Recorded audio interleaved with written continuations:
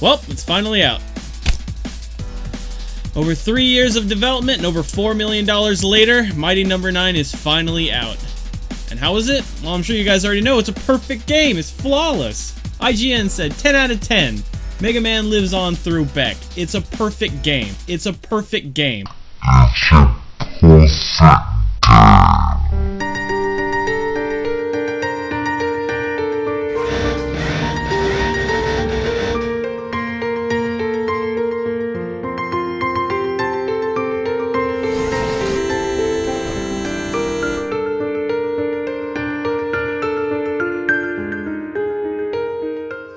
Tell you what, I'm not getting my 2D side-scrolling fill, and at the end of the day, even if it's not perfect, it's better than nothing. At least that's my opinion. Is there any possibility? Before I even started playing this game, I heard all of the terrible things everybody was saying about it. Oh, Mighty No.9 was $4 million trash. Oh, it's better than nothing. It's an awful game. But I reserved judgment until I played it. I still thought it looked like it was going to be fun, and I was actually on the other side, ready to defend it. But after about a half an hour of playing the game, and about several frame drops later, I can literally pinpoint the exact moment that I admitted to myself that this game was bad. And it was this exact moment right here. Fusion! You are such a piece of shit. What? Frame drop! The frame drop fucked me! Holy shit! Holy shit, the frame drop fucked me! The game that followed was filled with poor programming, frame drops, game freezes, texture glitches, sound bugs. I mean, look at this. When you use a grenade on these blocks, the entire game drops from 30 frames per second to fucking 2. Consistently. And switching between powers literally freezes the game for a second, completely stopping the flow of the game.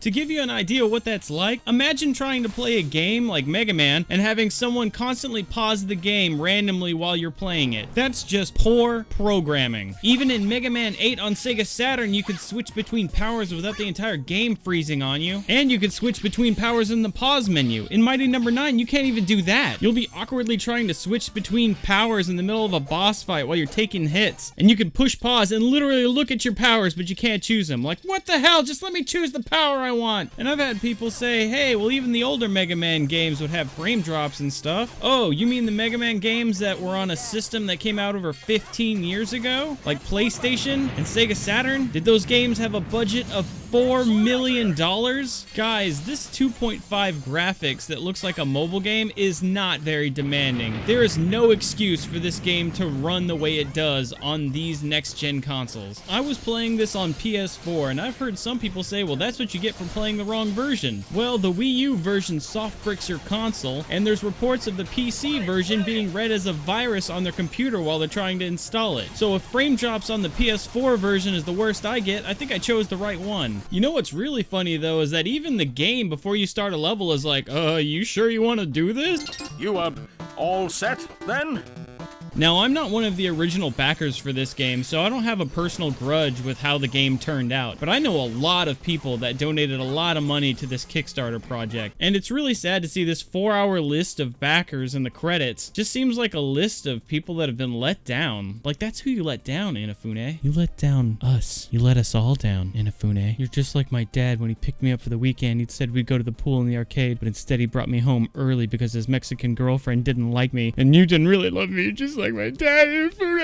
The idea behind the game is that you attack enemies and dash through them for upgrades to keep the combo going. But really, you can just kind of dash over a majority of the levels in this game. The only thing that stops you are these one-hit kills. Every single level has insta-death locations. It feels really cheap, and it just seems like really lazy, bad level design. You will die and die and die, and it feels extremely cheap. It really reminds me of the first AVGN endgame with all the death blocks. I've also heard a lot of people complaining about bad voice acting in this game, but to be honest, every Mega Man has bad voice acting in it. I almost kind of love it for it. It's nostalgic for me. My main gripe is that the cutscenes don't have mouth flaps. Even Mega Man Legends had mouth flaps. It just kind of looks awkward when they just stand there. There's also online challenges and online co-op, but to be honest, I can never find anybody to play with, so I have no idea how they work or how they are. Now, despite everything that I've said about this game, there is a reason that there's a handful of people defending it. If you can get past the glitches, the bugs, the poor programming, the poor level design, there is some enjoyment to be had in this game. It's not the worst game I've ever played. Dare I say it's even Better than nothing. The game does have some really cool ideas and mixes it up by having you play as roll call. Oh my god. Roll call. I just got that. Holy shit. Once you defeated a boss that counters another boss's power, that previous boss you beat will actually help you throughout that stage to get to the boss. Like, after you defeat the fire boss, he'll help you on the ice boss. Isn't that cool? Get it?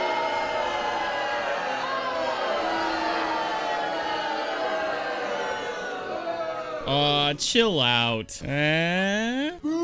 You suck! Something else worth mentioning is that the PS4 disc copy of Mighty No.9 comes with a digital download code for a PS3 version, a Vita version, and a PS4 version. Yeah, that's right. You get a disc copy for PS4 and a PS4 digital download code. So if you ever see anybody on Twitter or Facebook groups giving away a free code for PS4, that's probably why. Considering you get multiple versions of the game for only 30 bucks, it's really not that bad of a deal. And I will admit, at the end of the game, when I finally beat the final boss, after hours and hours of salty frustration, I did have this nostalgic sense of accomplishment that I haven't felt in a long time. A lot of people say it's because a lot of games today are too easy, but even then, I wouldn't say Mighty No.9 is near as hard as Mega Man X6, or really any of the older Mega Man games. It's difficult in the worst way, or maybe I'm just being a salty bitch. Inafune has already stated that the reason Mighty No.9 turned out the way it did is because they tried to port it to every console from the Jaguar to the Dreamcast. At the end of the day, Mighty No.9 is not the game that we were promised by Inafune. He was given $4 million to make a Mega Man-inspired video game, and instead budgeted incorrectly and invested in cartoons and toys, when he should have been focusing on the game. What we're left with is not really a Mega Man successor, but more like a Mega Man mobile game knockoff.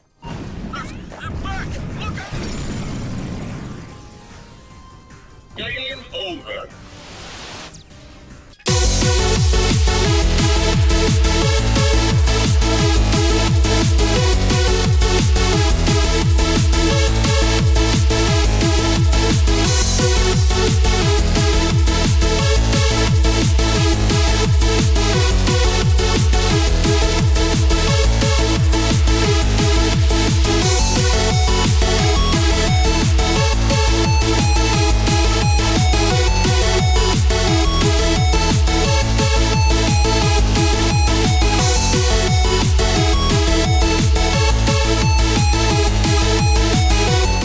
A huge shout out to my top Patreon supporters, Typhoon Timmy, Graphics Kong, and Jack the Ripper. Also a huge shout out to my Twitch subscribers and donators. I really appreciate your support. Thanks for being awesome. And I'll see you in the next video.